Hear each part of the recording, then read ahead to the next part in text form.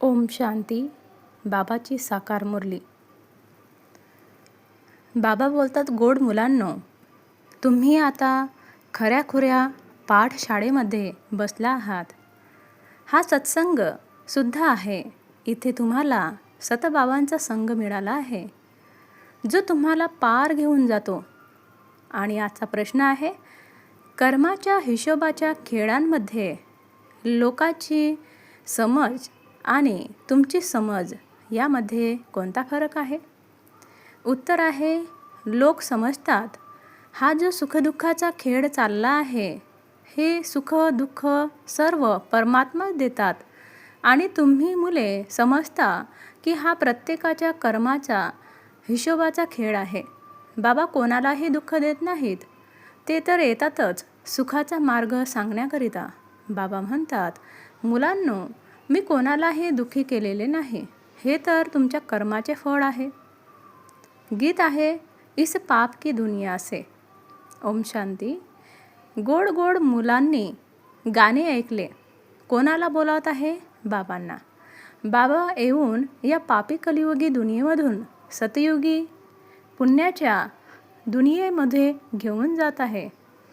आता सर्व जीव आत्मे कलियुगी आहेत. त्यांची बुद्धीवरती जाते. बाबा म्हणतात, मी जो आहे जसा आहे तसे मला कोणीही ओळखत नाहीत.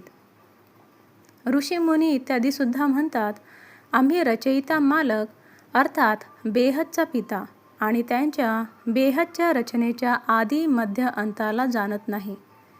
आत्मे जिथे राहतात ते आहे ब्रह्म महतत्व, जिथे सूर्य चंद्र असत नाहीत, ना मूलवतनमध्ये ना सूक्ष्मवतनमध्ये. बाकी या मंडपामध्ये तर लाईट्स इत्यादी सर्व आहे ना. तर या मंडपाला वीज मिळते रात्रीची चंद्र ताऱ्यांकडून आणि दिवसा सूर्यांकडून. हे आहेत दिवे. हे दिवे असताना सुद्धा अंधकार म्हटला जातो. रात्रीला तरीसुद्धा दिवा लावावा लागतो. सतयुग त्रेताला म्हटले जाते दिवस आणि भक्तिमार्गाला म्हटले जाते रात्र. या देखील समजून घेण्यासारख्या गोष्टी आहेत. नवीन दुनिया मग पुन्हा जुनी जरूर बनेल. मग नवीन होईल तेव्हा जुन्याचा विनाश जरूर होईल. ही आहे बेहदची दुनिया. खरे देखील काही खूप मोठी मोठी असतात, ती देखील राजा महाराजा इत्यादींची. हे आहे बेहदचे घर. मंडप अथवा स्टेज याला कर्मक्षेत्रसुद्धा म्हटले जाते. कर्म तर जरूर करावे लागते. सर्व मनुष्यांसाठी हे कर्मक्षेत्र आहे. सर्वांना कर्म करायचेच आहे, पाठ बजवायचेच आहे. प्रत्येक आत्म्याला पाठ आधीपासूनच मिळालेला आहे. तुमच्यामध्ये देखील कोणी आहेत जे या गोष्टींना चांगल्या प्रकारे समजू शकतात. खरे तर ही गीता पाठशाला आहे. पाठशाळेमध्ये कधी वृद्ध इत्यादी शिकतात का? इथे तर वृद्ध तरुण इत्यादी सर्वजण शिकतात. वेदांची पाठशाळा म्हणता येणार नाही. तिथे कोणतेही एम ऑब्जेक्ट असत नाही. आपण इतकी वेद शास्त्री इत्यादी शिकतो. हे शिकून काय बनणार हेच जाणत नाहीत. कोणतेही जे सत्संग आहेत त्यांचे एम ऑब्जेक्ट काहीच नसते. आता तर त्यांना सत्संग म्हणायला लाज वाटते. सत तर एक बाबाच आहेत, ज्यांच्यासाठी म्हटले जाते संगतारे कुसंग पोरे. कुसंग आहे कलियुगी मनुष्यांचा. सतचा संग तर एकच आहे. आता तुम्हाला आश्चर्य वाटते. साऱ्या सृष्टीच्या आधी मध्य अंताचे ज्ञान बाबा कसे देतात. तुम्हाला तर आनंद झाला पाहिजे. तुम्ही खऱ्याखुऱ्या पाठशाळेमध्ये बसला आहात. बाकीच्या सर्व आहेत खोट्या पाठशाला.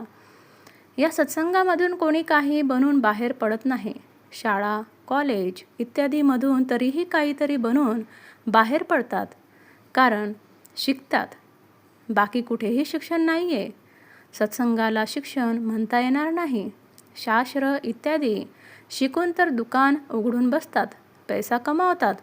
थोडासा ग्रंथ म्हणजेच ग्रंथसाहेब शिकून गुरुद्वारा उघडून बसतात. गुरुद्वारे देखील किती उघडतात. गुरुचे द्वार अर्थात घर म्हणणार ना. फाटक उघडते. तिथे जाऊन शास्त्र इत्यादी शिकतात. तुमचा गुरुद्वारा आहे मुक्ती आणि जीवनमुक्तीधाम सद्गुरुद्वार. सद्गुरूचे नाव काय आहे? अकाल मूर्त. सद्गुरूला अकाल मूर्त म्हणतात. ते येऊन मुक्ती जीवनमुक्तीचा दरवाजा उघडतात.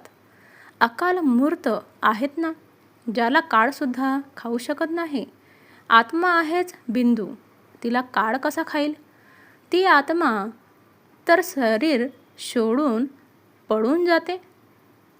मनुष्य समजतात थोडेच की एक जुने शरीर सोडून जाऊन दुसरे घेईल. मग यामध्ये रडण्याची काय गरज आहे? हे तुम्ही जाणता.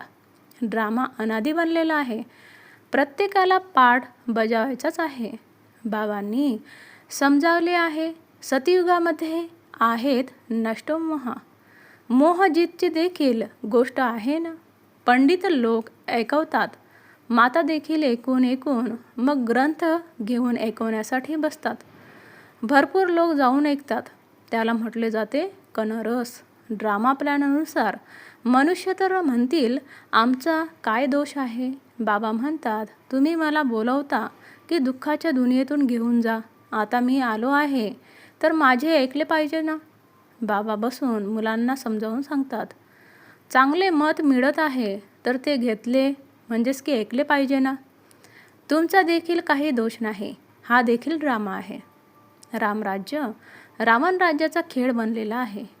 खेळामध्ये कोणी हरतात तर त्यांचा दोष थोडाच आहे. जय आणि पराजय होतच असतो. यामध्ये युद्ध करण्याचा काही प्रश्नच नाही. तुमची बादशाही होती. हे देखील पूर्वी तुम्हाला माहीत नव्हते. आता तुम्हाला समजले आहे. जे सेवाभावी आहेत त्यांचे नाव मोठे होते. दिल्लीमध्ये ज्ञान समजावून सांगणारा सर्वात नामीग्रामी कोण आहे? तर लगेच जगदीशचे नाव घेतील. तुमच्यासाठी मासिकसुद्धा काढतात. त्यांच्यात सर्व काही येते. अनेक प्रकारचे पॉईंट्स लिहितात. बृजमोहनसुद्धा लिहितात. लिहिणे काही मावशीचे घर थोडेच आहे. सोपी गोष्ट थोडीच आहे. जरूर विचार सागर मंथन करतात. चांगली सेवा करतात. किती लोक वाचून आनंदित होतात. मुलांनासुद्धा रिफ्रेशमेंट म्हणजे वेगळेपणा मिळतो. कोणी प्रदर्शनीमध्ये खूप परिश्रम करतात. कोणी कर्मबंधनामध्ये अडकलेले आहेत. त्यामुळे इतके ज्ञान आत्मसात करू शकत नाहीत. हा देखील म्हणणार ड्रामा. अवलंबावर अत्याचार होण्याचा सुद्धा ड्रामामध्ये पाठ आहे. असा पाठ हा बजावला हा प्रश्नच येत नाही. हा तर अनादी पूर्वनियोजित ड्रामा आहे. त्याला थोडेच काही करू शकते.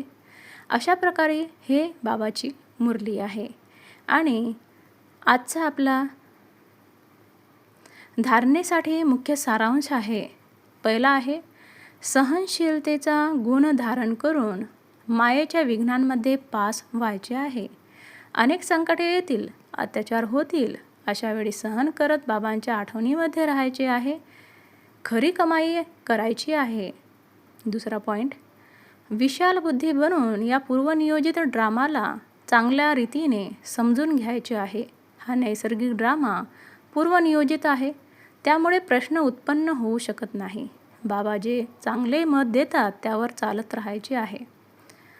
आजचं वरदान आहे मायाजीत विजयी बनण्यासोबतच परोपकारी भव. आजपर्यंत स्वकल्याणमध्ये खूप वेळ जात आहे. आता तर परोपकारी बना. मायाजीत विजयी बनण्यासोबतच सर्व खजिन्यांचे विधाता बना. अर्थात प्रत्येक खजिन्याला कार्यामध्ये लावा. खुशीचा खजिना, शांतीचा खजिना, शक्तींचा खजिना, ज्ञानाचा खजिना, गुणांचा खजिना, सहयोग देण्याचा खजिना वाटा आणि वाढवा.